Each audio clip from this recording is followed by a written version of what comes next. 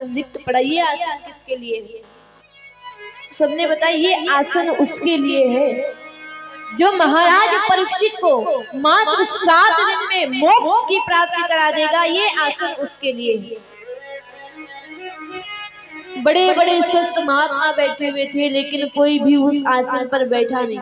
सुखदेव जी महाराज ने जैसे ही सुना कि जो 7 दिन में मोक्ष की प्राप्ति कराएगा उसके लिए आसन रिक्त है, सीधा जाकर आसन पर विराजमान हो गए। बोलिए श्री सुखदेव जी महाराज की।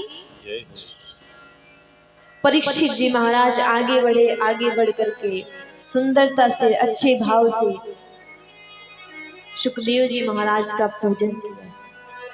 पूजन करके बैठ गए वहां पर कथा श्रवण करने के लिए, कथा सुनने के लिए।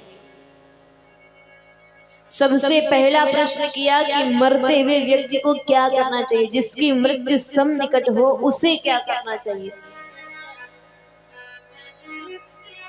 और देखिए महाराज परीक्षित जी तो जानते थे कि मेरे पास अभी 7 दिन है, 7 दिन के पहले कोई मुझे मार नहीं पाएगा। यदि मेरी मृत्यु होगी तो जब 7वां दिन आएगा, 7वें दिन मेरी मृत्यु होगी। हम में क्या अंतर है, परीक्षित में क्या अंतर है? उन्हें पता 7 दिन तक कोई मार नहीं पाएगा, और हमें क्या पता कि 7 दिन तक हम जीवित रहेंगे। अभी यहाँ अच्छे से कथा सुन रहे हैं, और क्या पता इस काल का कोई भी भरोसा नहीं, कोई विश्वास नहीं है कि यहाँ से हम घर पहुंच पाएंगे या नहीं पहुंच पाएंगे।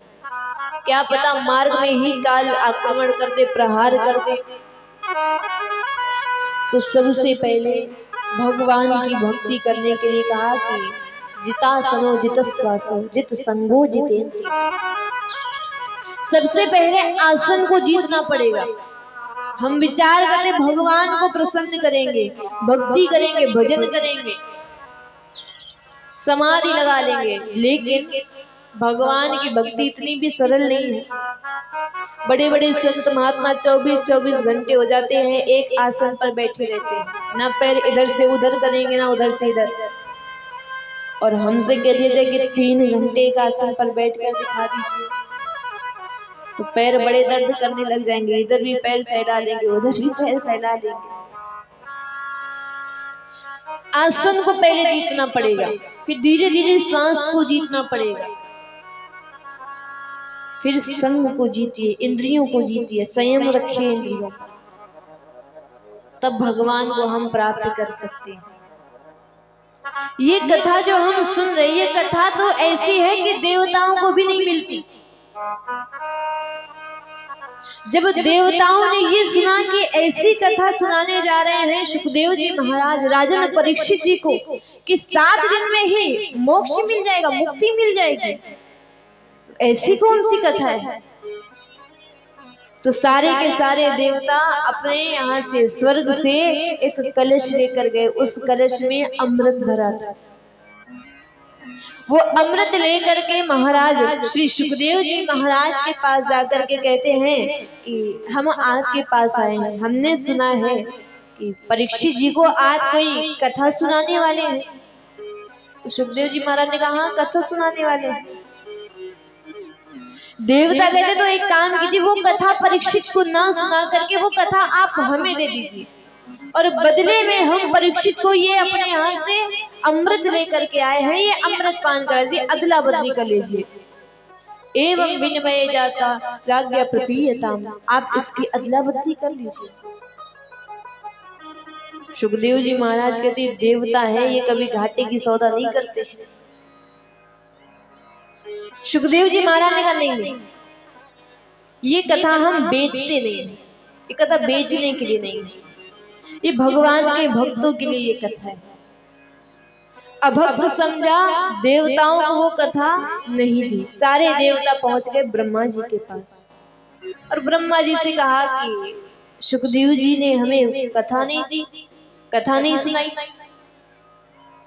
ऐसी क्या विशेषता है उस कथा में कि हमें देवताओं को वो कथा नहीं सुनाई गई, और पृथ्वी लोक के, मृत्यु लोक के मनुष्यों को वो कथा सुनाई जा रही है।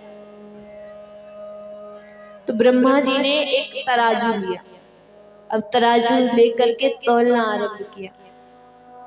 एक पलड़ा जो था उसमें श्रीमद् भागवत जी को विराजमान किया गया।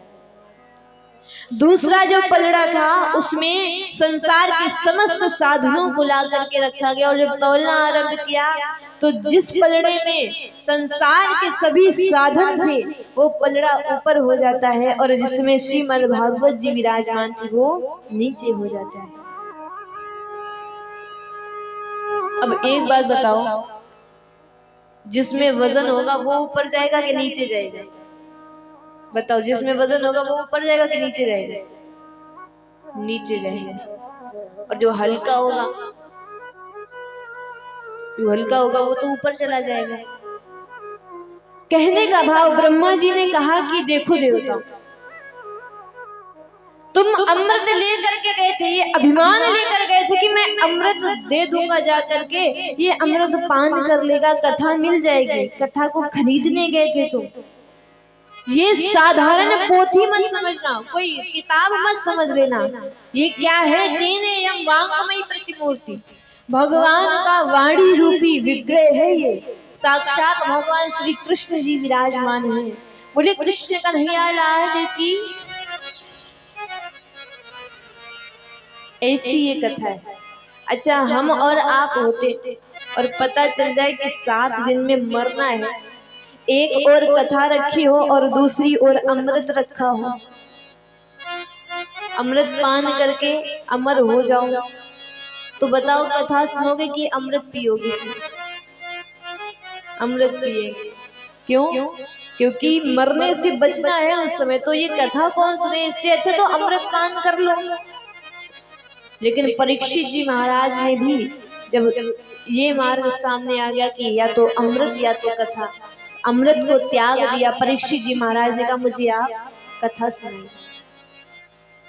तो सबसे पहले जो कथा सुनाई वो कथा सुनाई सुखदेव जी महाराज ने, सृष्टि की विस्तार की रचना की कथा।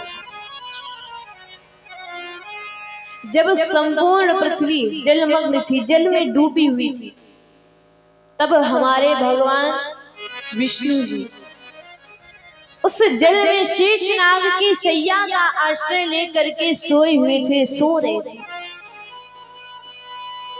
अनेक काल व्यतीत हो गए, सोते रहे। फिर एक दिन विचार किया कि क्यों ना अब सृष्टि की रचना की जाए। और सृष्टि की रचना करने का जो भाव आया, उसी लीला से, उसी दृष्टि से सोते हुए ही विष्णु जी ने अपनी नाभि से एक कमल को उत्पन्न किया।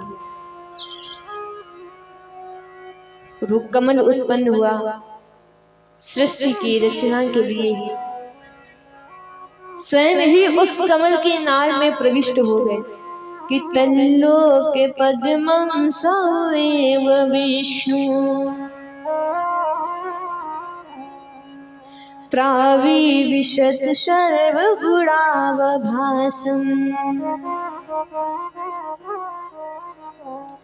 तस्मिन् स्वयं वेदमयो विधाता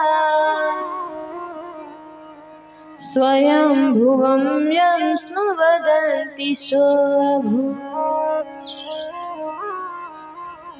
विष्णु भगवान स्वयं ही उस कमल में अंतर्यामी रूप से जब प्रविष्ट हो गए, तब उसमें से बिना पढ़ाए, बिना ज्ञान अर्जित किए ही समस्त वेदों के ज्ञाता ब्रह्मा जी का प्राकट्य उस कमल के पुष्प पर होता है। भगवान की ऐसी आज्ञा हुई कि आप सृष्टि की रचना कीजिए। तो जब सृष्टि की रचना की बात आई तो इन्होंने 4 पुत्रों को उत्पन्न किया, सनत, सनंदन, सनातन, सनत कुमार। उन चारों से कहा कि बेटा तुम हमारे बालक हो, हमारे पुत्र हो, एक काम करो, विवाह करो और इस सृष्टि की रचना करो, इसका विस्तार करो। चारों बेटों ने मना कर दिया, पिताजी ने, हम सृष्टि की रचना के कार्य में नहीं जाएंगे, हम भगवान का भजन करेंगे। भगवान का भजन करके, उनका पूजन करके, वंदन करके हम मोक्ष को प्राप्त कर लेंगे, लेकिन हम सृष्टि की रचना नहीं करेंगे। तो जब ये कहा कि सृष्टि की रचना नहीं करेंगे, ब्रह्मा जी को बड़ा क्रोध आया और क्रोध में आकर के ब्रह्मा जी ने कहा कि जाओ, पिता की बात तो नहीं मानते हो, हम तुम्हें श्राप देते हैं कि आयु कितनी भी तुम्हारी क्यों ना हो जाए, लेकिन देखने में 5-5 आयु के ही रहोगे। और वो सनत कुमार हजारों वर्ष की आयु हो गई, लेकिन आज भी देखने में 5-5 वर्ष के बालक ही लगते हैं। और उनका काम क्या है? काम उनका बस एक है कि 3 भाई बैठ जाते हैं, तब एक भाई बैठ करके कथा सुनाता है, और जब वो कथा सुनाने वाला भाई थक जाता है तो वो फिर बैठ जाता है, फिर दूसरा भाई उठकर आता है, वो कथा आरंभ कर देता है, और जब दूसरा भाई थक जाता है तो वो बैठ जाता है, तब तीसरा भाई उठ करके वो कथा आरंभ कर देता है, जब वो थक जाए तब चौथा भाई आकर के वो कथा आरंभ कर देता है, और जब चौथा थक जाए तब तक फिर से पहला आकर बैठ जाता, निरंतर कथाएं सुनते रहते हैं। ऐसी भक्ति उनकी। और जब क्रोध किया ब्रह्मा जी ने तो भौहों के मध्य से रोते हुए एक बालक का जन्म हुआ, और रोते हुए बालक का जन्म हुआ इसीलिए उसको रुद्र नाम से जानते हैं। बोलिए रुद्र भगवान की। तो रुद्र का अवतार हुआ। ब्रह्मा जी ने कहा कि तुम सृष्टि की रचना करो, सृष्टि का विस्तार तुम करो।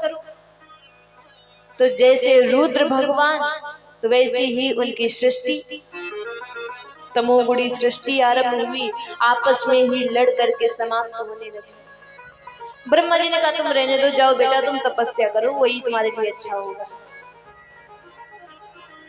भगवान ने कहा स्वयं आप सृष्टि की रचना क्यों नहीं करते?